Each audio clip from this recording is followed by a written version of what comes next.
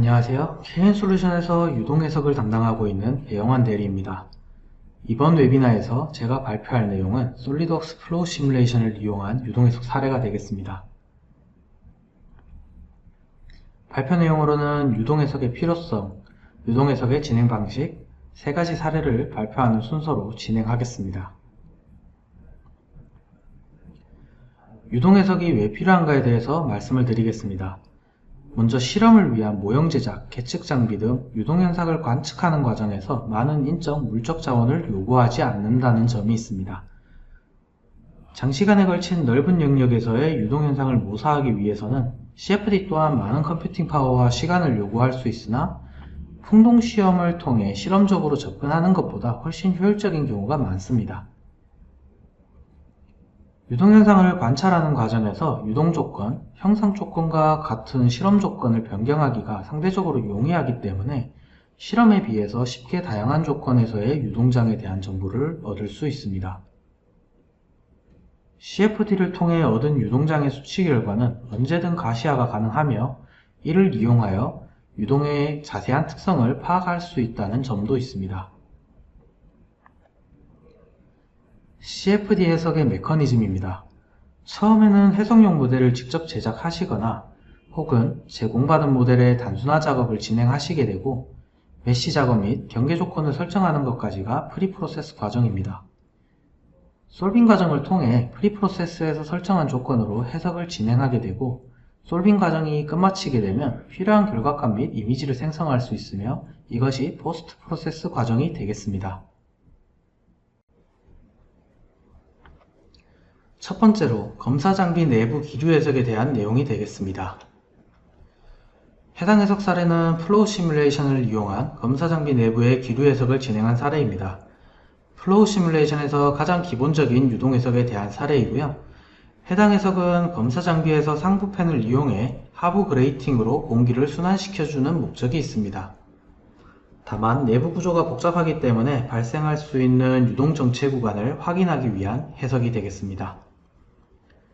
초기 모델이 매우 복잡한 상태였기 때문에 단순화 작업을 통해 유동 해석에 적합하게 모델을 수정하고 메쉬 작업 및 상부팬 유량 조건을 0.5m/s로 설정하여 프리프로세싱을 완료하였습니다.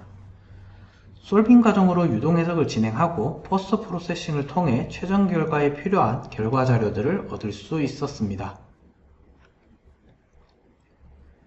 복잡한 구조의 검사 장비 내부 기류 해석에 대한 결과 분석입니다. 단면 플롯을 이용해 출구에서의 유동 균일도 확인 및 유동의 경향을 확인할 수 있게 됩니다. 형상이 복잡하지 않은 위치에서는 당연히 유동이 아래로 잘 흘러가는 모습을 보이게 되고요.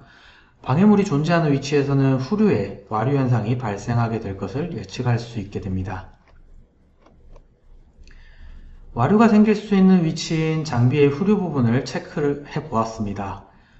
화면에서 보이는 것과 같이 장비들의 후류에서 와류 현상이 발생하게 되고 해당 해석에서 와류 현상이 발생하는 위치는 유동 정체 구간이라고 생각하시면 될 것 같습니다. 기본적인 유동 해석이지만 열 해석을 진행하지 않더라도 유동 정체 구간에서는 공기 순환이 잘 이루어지지 않아 온도가 높을 수 있음을 예상할 수 있는 결과 자료가 되겠습니다.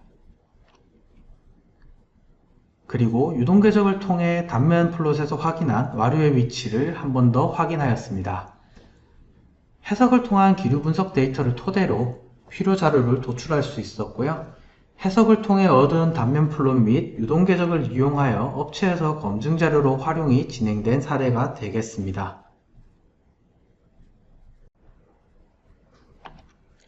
두 번째로 서버렉 냉각 순환 해석에 관한 내용입니다.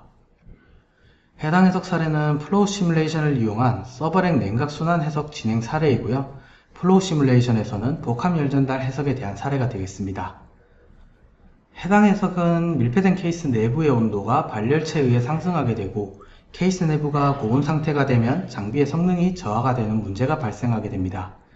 이를 열교환기를 이용하여 내부 온도를 감소시키는 해석이 되겠습니다. 서버렉 케이스 내부 모델을 확인 후 복잡한 형상의 경우 단순화를 진행하고 내부가 비어있는 형상의 경우 모델명을 검색 후 최대한 비슷하게 형상을 추가하게 되었습니다. 이러한 형상 수정의 경우 덮체와 협의를 통해 진행을 하였고, 메시 작업 및 경계 조건을 설정하여 프리프로세싱을 완료하였습니다. 솔빙 과정으로 유동 해석을 진행을 하고 포스트 프로세싱을 통해 최종 결과에 필요한 자료를 만들었습니다.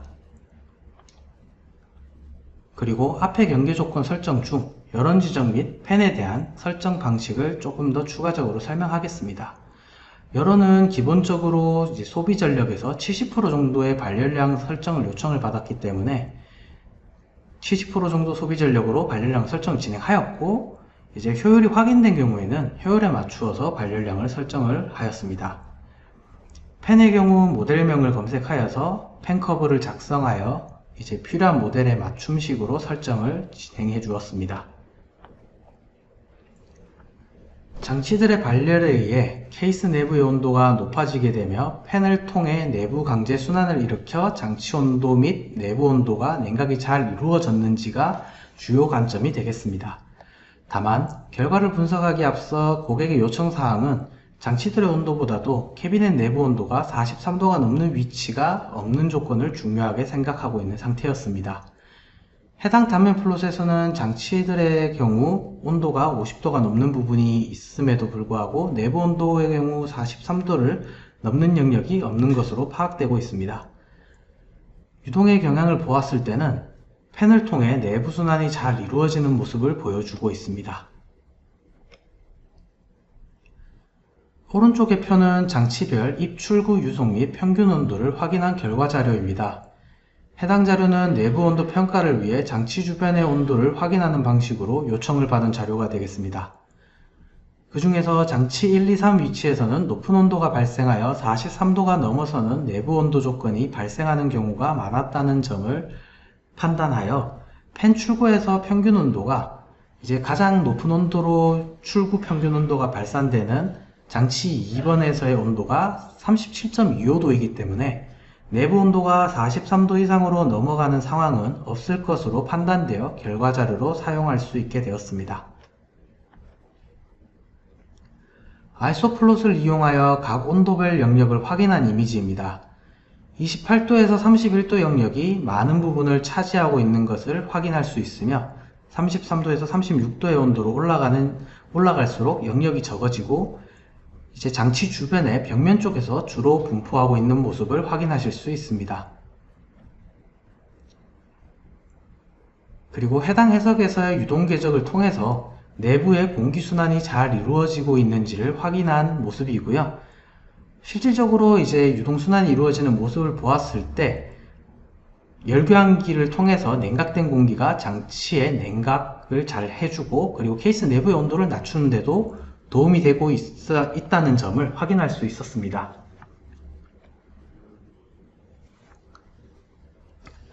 그러한 점을 확인하는 데 있어서 제일 중요한 부분은 열교환기의 데이터가 근거가 되어야겠죠. 그래서 열교환기 내부 액체인 물이 8도로 유입이 되어서 출구에서는 12도가량으로 유출이 되고 있는 데이터를 얻을 수 있었고, 상하부 열교환기 팬의 유입 온도와 유출 온도를 비교를 하였을 때 대략적으로 이제 유입구 온도보다 유출구 온도가 5, 6도 정도로 낮은, 그러니까 냉각이 이루어진 공기가 분출되고 있음을 확인할 수 있었습니다. 이제 앞장의 유동 궤적을 보았을 때 전체 부분에 유동이 잘 흐르고 있었다는 점, 그리고 열교환기에 의해서 냉각된 공기가 나오고 있었다는 점을 합쳤을 때 냉각된 공기가 케이스 내부에서 잘 순환이 되고 있다라는 점을 확인할 수 있습니다. 이러한 해당 데이터를 가지고 업체에서는 프로젝트를 잘 완료하고 검증된 데이터로 사용할 수 있었습니다. 실내 쾌적도 분석에 대한 내용을 진행하겠습니다. 작업실을 모델로 설정하여 연료동 해석을 진행해 보았고요. 플로우 시뮬레이션에서 이제 연료동 해석에 대한 사례로 될 것 같습니다. 작업실 내부를 이제 에어컨을 통해 냉각을 진행하게 되고 그 상태에서 서큘레이터를 위치 그리고 방향을 어떻게 두는지에 따라서 온도 차이는 어떻게 나는지 그리고 쾌적도는 어떤 식으로 좋아지는지를 평가하기 위한 해석입니다. 조건 설정으로는 마법사를 통해서 쉽게 초기 설정을 진행하였습니다.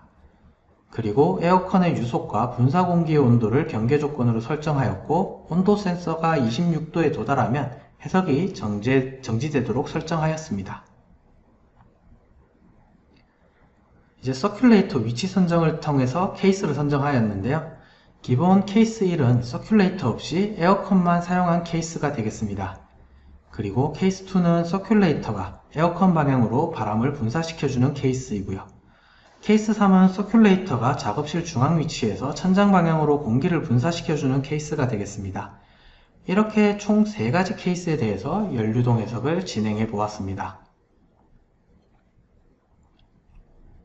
에어컨만 가동하였을 때 유동궤적은 바닥 쪽만 냉각하는 모습을 보이는 데 반해서 서큘레이터가 에어컨 방향으로 향하는 경우에는 에어컨에서 나오는 차가운 공기와 서큘레이터에서 분사해주는 내부 공기가 서로 부딪히며 희석이 되는 경향을 보이게 됩니다.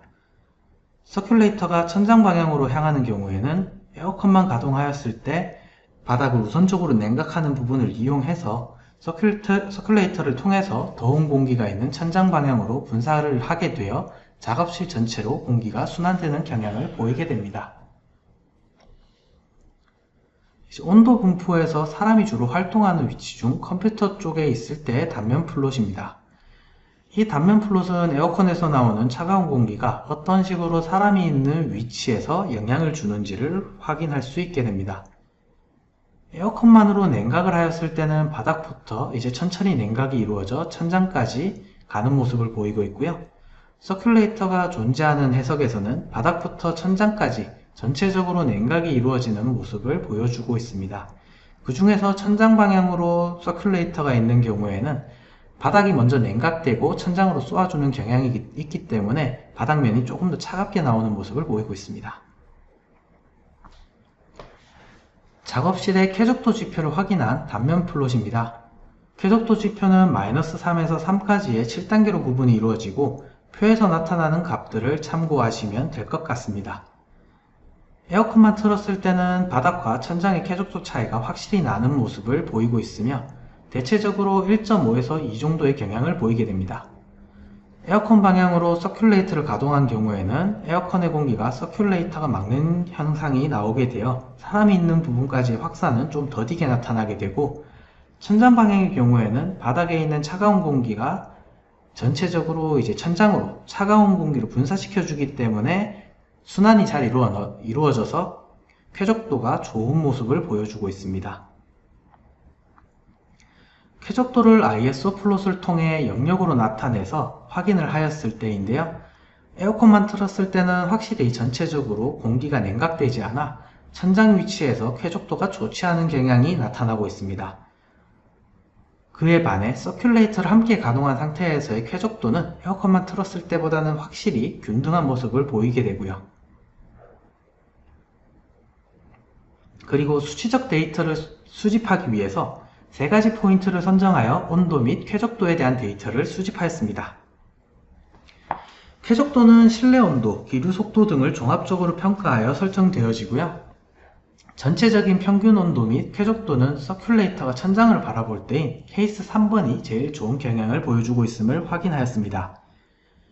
그리고 케이스 1, 2, 3을 비교해 보았을 때는 이제 포인트 2번의 위치에서가 가장 두드러지게 차이가 났음을 확인할 수 있습니다. 해당 해석은 작업실 내부의 쾌적도 분석을 위해 진행한 해석이지만 다른 연류동 해석에서도 비슷하게 조건을 주고 해석을 사용할 수 있습니다. 이번 웨비나에서는 단순한 유동 해석, 복합 열전단 해석, 연류동 해석과 같이 다양한 유동 해석 사례들을 보여드렸습니다. 이번 사례에서 보여드린 해석 이외에도 전자장치에서 칩에 대한 발열 및 팬의 위치에 의한 냉각 효과 분석 등 다양한 유동 해석이 추가적으로 가능합니다. 현재 유동 해석이나 열 문제 또는 유동 해석에 관심이 생기신 분들은 궁금한 사항이 있으시면 저희 KN솔루션으로 연락을 부탁드리겠습니다. 그리고 웨비나를 마친 후에 Q&A 시간에 질문을 주셔도 괜찮습니다. 이상으로 솔리드웍스 플로우 시뮬레이션을 이용한 유동 해석 사례에 대한 발표를 마치도록 하겠습니다. 귀한 시간 내주셔서 감사합니다.